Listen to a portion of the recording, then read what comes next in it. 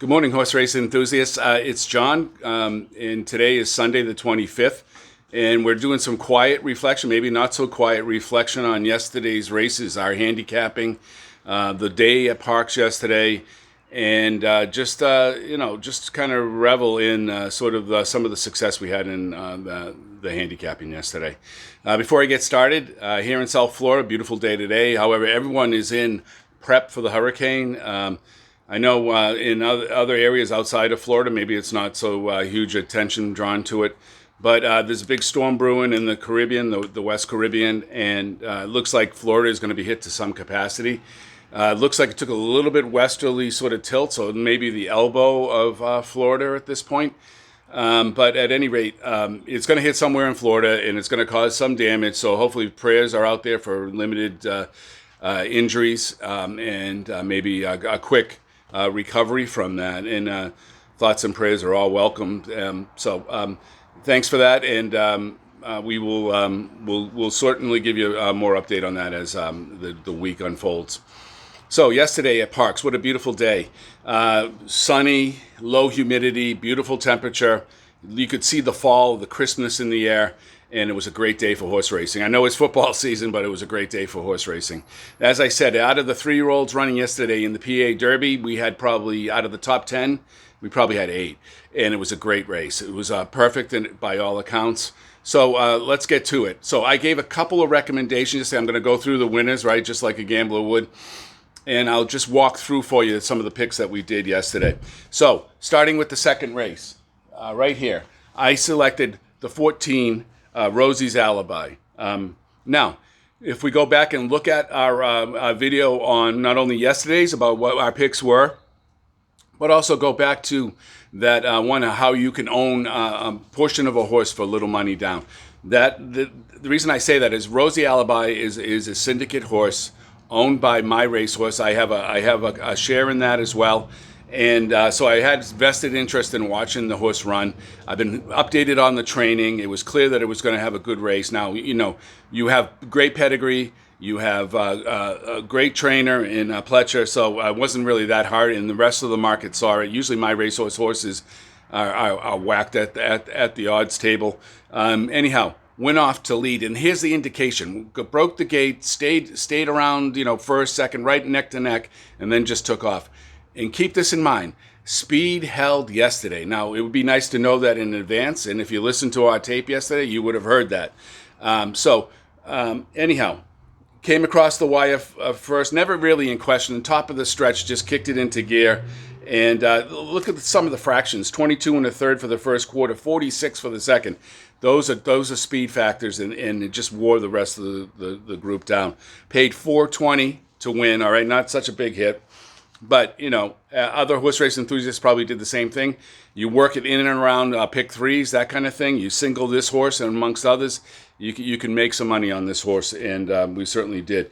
The second recommendation, even though I wasn't crazy about the name of this horse, the race 8, right down here over my left shoulder, Riding with Biden. When we talked about yesterday, I said I thought that this horse had the prevailing controlling speed, and certainly it did. Right to the lead, right from the get-go.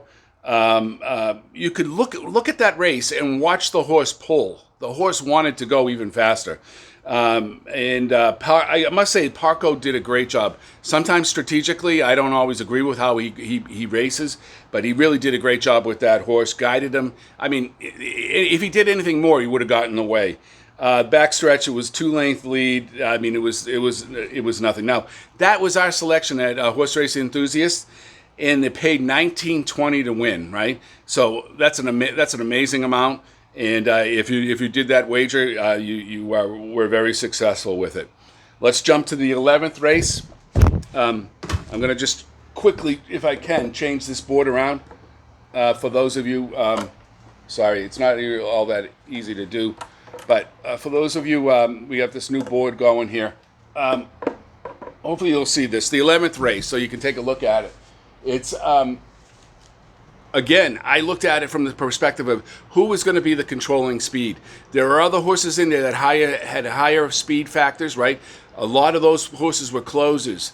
When we looked at Society, right, the number 9 horse, it ran a 100 speed factor, so it wasn't out of the ball game in terms of the speed. It wasn't the best, but it was like probably third. What this horse had was it had early speed, and it just happened to coincide with the track, the way the track was running. So the 11th race, they put Florent Giroux, great jockey, on, and much the best, never in question. Got a little close at the end, but I didn't really think it was that big of a thing, and it was never in question. Paid $17.60, right? That's unbelievable.